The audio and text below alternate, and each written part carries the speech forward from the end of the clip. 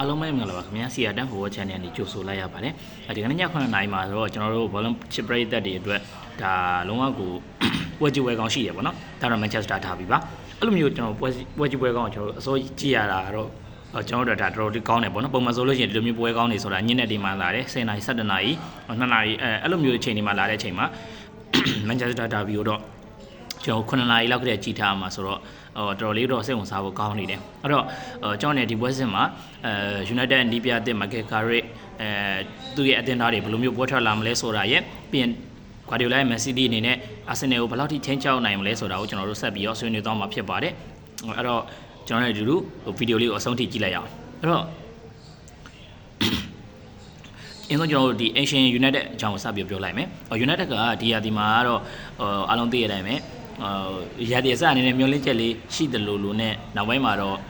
့နီးပြအပြောင်းလဲတွေပန်ရှင်နေနဲ့အဆင်မပြေမှုတွေခြားထဲမှာတော်လေးကိုတိုင်းပတ်နေတယ်ပြီးခဲ့တဲ့ FA ဖလားမှာဆိုလို့ရှိရင်လည်း Brighton ကို 2-1 နဲ့ရှုံးပြီးထွက်ခဲ့ရတယ်ဖလားမျောလင့်ချက်လည်းမရှိတော့ဘူးပေါ့နော်ပြီးရင်နီးပြအပြောင်းလဲဖြစ်ထားတယ်ပြီးရင် Premier League 3ပွဲဆက်မှာလည်းတည်ရကြထားတယ်တစ်ဖက်က Manchester City ကလည်းတည်ရကြထားတယ်ဆိုပေမဲ့ United တည်ရကြတဲ့အသင်းနဲ့ Man City တည်ရကြတဲ့အသင်းနဲ့မတူပါဘူး United တည်ရကြတာက Wolves တို့ Burnley တို့ပြီးတော့ Leeds တို့တည်ရကြထားတာဗျာတစ်ဖက်က City တည်ရကြတာက Chelsea တို့ပြီးတော့ရင် Sunderland ကောင်းပါတယ်ဆိုတော့ Sunderland တို့ပြီးတော့ရင်Brighton တို့တည်ရကြထားတာအဲ့တော့ဘာကျင်တာနှစ်သင်းလုံးအခြေအနေကမတူဟိုတသင်းကကျတော့ဒီ Champion League ဝင်ခွင့်အတွက်ကိုပဲ Champion League ဝင်ခွင့်အတွက်ကိုပဲအားစိုက်နေရတယ်ပေါ့နော်ဒါ Champion League ဝင်ခွင့်တောင်ပြောခက်ပါတယ် Europa League ဥရောပဝင်ခွင့်ပေါ့နော်ဥရောပဝင်ခွင့်တောင်အားစိုက်နေရတဲ့အချိန်မှာတော့က Manchester City ကတော့ဒီ Champion တိုက်ပွဲဝင်မှုရအတွက်မညာဆိုလို့ရှိရင်လည်း Mascoli ကိုခေါ်သွားပြီဒါတွေကနှစ်သင်းကြားဒီပိုင်ရှင်တွေပြီးရင်ဒီနီးပြတွေဘောအဖွဲ့တွေအားလုံးနဲ့ဆိုင်နေပြီးရင်ကစားသမားတွေနဲ့ဆိုင်နေပေါ့နော်ဒါသူတို့ရဲ့မှဥတီချက်ရွေချက်ကလုံးဝကိုကွဲပြားနေပြီပေါ့နော်တသင်းကအပေါ်သွားရဲဆိုတသင်းကအောက်ကိုဆင်းနေတဲ့ပုံစံမျိုးတော့ဖြစ်နေတယ်ဒါကတော့ကျွန်တော်တို့ United ပြည်သက်တွေတော့တော်တော်လေးကိုဒါ one in ဆရာကောင်းပါတယ်အဲ့တော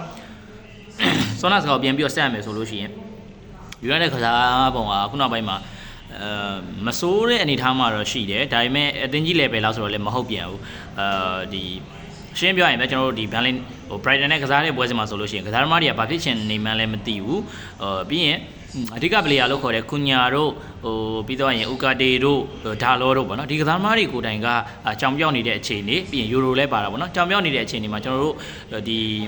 ီကျန်တဲ့ player တွေအနေနဲ့ဒါအသင်းကိုကယ်တင်နိုင်မှုရအတွက်တော့ခက်ခဲသွားစေရလို့မြင်တယ်အဓိကတော့ Bruno ပြီးရင်အခုနောက်ပိုင်းမှာကယ်တင်နေတဲ့ Sesco တို့ပြီးရင်ဒီနောက်တမှဆိုလို့ရှိရင်လည်းကျွန်တော်Lisha တို့ပေါ့နော်ဒီကစားသမားတွေအနေနဲ့ဟိုဗျာပြောမယ်ဆိုလို့ရှိရင်ဟို17ယောက်ကစားတာဗျာကိုသမားဖယ်လိုက်ရင်10ယောက်ကစားတာဒီအချိန်မှာကျွန်တော်3ယောက်4ယောက်လောက်ပဲကောင်းနေတယ်ဆိုတော့ကျွန်တော်အသင်းရှုံးနေနေတာဒီတေကြနေရလဲစမ်းတော့မစမ်းပါဘူးအဲ့တော့အခုကတော့ကျွန်တော်တို့ဒါနီးပြတက်နဲ့ကြည့်ရမှာဒါစိတ်ဝင်စားဖို့တော့ကောင်းတယ်အဲ့တစ်ချက်တော့လေအဲ့တော့ United ကနီးပြတက်နဲ့ဆိုလို့ရှိရင်ဒီဟိုဘယ်လိုပြောမလဲmanager bounce back နဲ့ကျွန်တော်တို့ပြန်ပြီးတော့လာမလားပေါ့နော်တရေလေးများကစားနိုင်မလားကျွန်တော်မျှော်လင့်ရတာပေါ့ United ပြည်သက်တွေအတွက်ကတော့အဲ့တော့ဒီပြမိုင်ကာရဲကတော့သူ့ရဲ့မှာဒီ Middlesbrough မှာဆိုလို့ရှိရင်တော့ 4-2-3-1 ကစားတယ်အဲ့တော့ကျွန်တော်အထင်ပြောရရင်ဒီနေ့ပွဲစဉ်မှာနောက်တန်းမှာကျွန်တော်တို့ Licha နဲ့ Maguire ကြီးများတွဲလာမလားပေါ့နော်ကျွန်တော်ကတော့ Licha ကိုအနားပေးပြီးတော့ကျွန်တော် Heaven နဲ့ Maguire နဲ့တွဲစေခြင်းနဲ့ဒါပေမဲ့ဒီပြတော့အတွေ့အကြုံရှိတဲ့ Licha ပွဲထုတ်လာနိုင်တယ် Licha နဲ့ Maguire ရပြီးရင် left back မှာတော့ဒီဟိုကျွန်တော်ဟိုလိုပဲထင်တယ်ဒိုဂူလိုပဲထင်တယ် right back မှာတော့ချွန်းချက်မရှိသေးကိုဒါတော့ပေါ့နော်ကျွန်တော်ကတော့ဖြစ်စေချင်တာတော့ဟိုဗျာယူရိုဗျာ right back ဖြစ်ထုတ်ပြီးတော့ကစားခိုင်းလိုက်ဗျာဟို right back ထုတ်ပြီးတော့အတွင်းထဲဝင်ပြီးတော့ကစားခိုင်းလိုက်ဟိုဒါတော့ခဏအောက်ထားတက်ပြီလို့မြင်တယ်ဒါပေမဲ့နီးပြလောက်ပါမလားဆိုတော့ကျွန်တော်စောင့်ကြည့်ရမယ်ပေါ့နော်အဲ့တော့ကွင်းလဲမှာဆိုလို့ရှိရင်တော့ကျွန်တော်ကတော့ဒီနေ့ပွဲစဉ်မှာ main ကိုခဏအောက်ထားတက်တယ်လို့မြင်တယ် Casemiro တဲ့ Ugarte ဘာလို့လဲဆိုလို့ရှိရင်ကျွန်တော်အသင်း defense ကစားရမှာဗျာ Casemiro Ugarte ကစားတက်တယ်လို့ထင်တယ်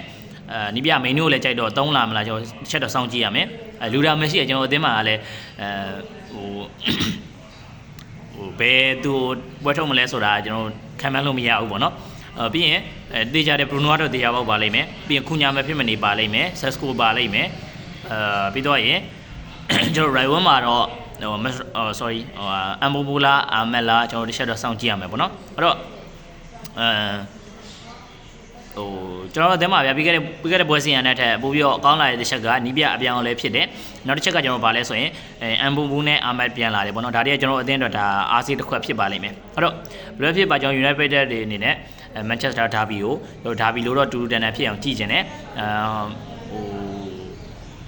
ကိုဘကကြီးပဲသိမလားဒါဆက်အဖိခံပြီးတော့ကစားရမျိုးတော့ကျွန်တော်မဖြစ်စေချင်ဘူးရှုံးတာရှုံးလို့ရတယ်ဗျာအဓိကကျွန်တော်တို့ခြေစွမ်းလေးကောင်းမှုရယ်ပြီးရင်အချက်တကွဲမဖြစ်ဖို့ပေါ့နော်ဒါတော့ကျွန်တော်မျှော်လင့်ထားပါတယ်နီးပြပြောင်းလဲချမှာဆိုတော့ကျွန်တော်ပထမဆုံးပွဲစဉ်ဆိုတော့ဘာမှတော့တိတ်ပြောင်းမပြောင်းလဲထားပါဘူးတစ်ခါ CD ကိုပြောင်းမယ်ဆိုလို့ရှိရင်တော့ဆောင်းရဒီမှာစီမံညွန်ဝယ်တယ်ဗျမတ်စကိုယူဝယ်တယ်သူတို့ကချန်ပီယံပြည်လမ်းကြောင်းမှာရှိနေတဲ့အချိန်မှာလူရင်းပြည်နေမှုတွေရှေ့ plan နဲ့လောက်ထားတယ်အဲ့တော့ကျွန်တော်ပြည်သက်တွေအားကြနေရတဲ့အတင်းတင်းဖြစ်နေရပေါ့နော်အဲ့တော့ CD ကဒီရဒီမှာဆိုလို့ရှိရင်သူတို့အဝေးကွင်းပွဲစဉ်တွေမှာဆိုနည်းနည်းလေးတိုင်ပတ်တဲ့သဘောရှိတယ်။ပြီးခဲ့တဲ့ဆန်နာလန်နဲ့ပွဲစဉ်မှာပေါ့နော်။ဒါဆန်နာလန်အိမ်ဝင်ကောင်းတာလည်းပါပါတယ်။ဒါပေမဲ့တစ်ဖက်ကပြန်ကြည့်ပြန်တော့လဲအိမ်ဝင်ကောင်းပါတယ်ဆိုတော့နျူကာဆယ်ကိုတောင်မှရိုက်ထားတာဆိုတော့2စီးနဲ့ရိုက်ထားဆိုတော့စိုးရင်စရာတော့ကောင်းပါတယ်။အဲ့တော့အဓိကတော့စီမန်ညိုရယ်ဟာလန်ရယ်ကျွန်တော်တို့ဖိုရန်ရယ်ဒီသုံးယောက်ကိုကျွန်တော်မဖြစ်နေသတိထားရမယ်။နောက်တစ်ယောက်ကတော့ချက်ကြီးပေါ့နော်။ကျန်တဲ့ဒီ defense player တွေနဲ့နောက်တန်းနေရတော့ဒီကွင်းလယ် player တွေကတော့United အနေနဲ့ရှင်ပြုတ်ကစားနိုင်တယ်လို့မြင်တယ်အဓိကတော့ attacking မှာတော့ကျွန်တော်တို့ CD ကဒီပြီးခဲ့တဲ့ပွဲစဉ်မှာလည်းဒါ FA Cup ပွဲစဉ်မှာလည်း10ဂိုးတီးသွင်းတာဗျာကြောက်စရာကြီးသူတို့ကဗျာ defense ကိုတေချာအဓိက player တွေနားနေတယ်ပေါ့နော်တေချာကစားနေတဲ့ player တွေနားနေတယ်ဗျာအဓိကပြောရင်Ruben Dias တို့Gvardiol တို့နားနေတဲ့အချိန်မှာသူတို့ attacking ကိုပို့ပြီးတော့ကစားတယ်လို့ကျွန်တော်မြင်တယ်ဒါကြောင့်မလို့သူတို့ဂိုးတွေပို့ပြီးတော့ရတယ်ပေါ့နော်အဲ့တော့United နဲ့ပတ်သက်ပြီးပြောရမယ်ဆိုလို့ရှိရင် CD ကိုတေချာချစ်လေးလေးစူးစီတဲ့ကစားပြင် counter transition နဲ့ပဲကစားရလိမ့်မယ် Mbubu တို့ပြီးရင် Sesko တို့ပြီးရင် Cunha တို့ရဲ့ပြေးတွဲလုံးနေရတဲ့ဆင့် United ဂွေးရဖို့ပဲမျှော်လင့်ရတယ်ကိုဘကနေစပြီးဖွင့်တိုက်လို့ကတော့ United ဒီနောက်တန်းနဲ့ကတော့ပွင့်မှာသေးကြတယ်အဲ့တော့ဘလွယ်ပြပါကျွန်တော်တို့ကတော့ဒါဘီပွဲစဉ်ကိုအစိုးရကြည့်ရမယ်ဒါတော်လေးကိုဂျင်းနေဖို့ကောင်းပါတယ်အဲ့လိုပဲကျွန်တော်အိုထွတ်ဖို့မှာကစားမယ်ပွဲစဉ်ဖြစ်တာနဲ့ညီကျွန်တော်ကတော့ဒူတန်တန်လေးတော့ရှင်ကစားစီချင်ပါတယ်ညီကတော့ဘယ်လိုမြင်ကြလဲကိုယ့်ရဲ့အမြင်လေးတွေကို comment မှာရေးခဲ့ကြပါဦးပြီးနောက်တစ်ချက်ရှိသေးတယ်ကျွန်တော်ဒီနေ့ပွဲစဉ်မှာတခုခုချွတ်ချော်ခဲ့ရင်တော့မှနီးပြမိုက်ကယ်ကာရီကိုကျွန်တော်အရင်ကြီးမြင်လို့မရပါဘူးဘာလို့ဆိုရင်သူ့အနေနဲ့ training session တခုလားပဲဒီကင်ဝဲရသေးလို့ကျွန်တော်ထင်တယ်ပြီးခဲ့တဲ့ဟုတ်တယ်တခုပဲထင်တယ်နော်အဲ့တော့ဒီဘောအဖွင့်နေရတော့ကျွန်တော်တို့အသင်းရေရှည်အဆင်ပြေပါမလားဆိုတော့ကျွန်တော်စောင့်ကြည့်ရမယ်အဓိကတော့မိုက်ကယ်ကာရီကိုအရင်ကြီးပေါ့နော်အပြည့်ကြီးမားမားမလုပ်ခဲ့ရင်မပြောချပါနဲ့နောက်အာဆင်နယ်နဲ့ပွဲစဉ်ရတွေ့အောင်မှာဆိုတော့လေတစ်ဖက်ကလည်း Guardiola ဆိုတော့နောက်တစ်ချက်က Guardiola အနေနဲ့သူအမှတ်ရော့နေတဲ့အချိန်မှာအမှတ်ယူတတ်တဲ့အလေးထားရှိတယ်ပြီးခဲ့တဲ့ဒီ EPL 3ပွဲမှာသူအမှတ်ရော့ထားတာဆိုတော့လေဒီပွဲစဉ်မှာများအမှတ်ယူမလားကျွန်တော်တို့ကဒါဒီနေ့ပွဲစဉ်ကတော့ကိုအသုံးချခံလေးများဖြစ်သွားမလားကျွန်တော်စောင့်ကြည့်ရမှာပေါ့နော်အဲ့တော့ကုကောင်နေပဲအားကိုးရမှာပဲဘလို့ထင်လဲညီကိုတို့ကိုယ့်ရဲ့အမြင်လေးကို comment မှာရေးခဲ့ကြပါဦးကျွန်တော် channel ကိုလည်း like and subscribe လေးလုပ်ခဲ့ကြပါဦးခင်ဗျ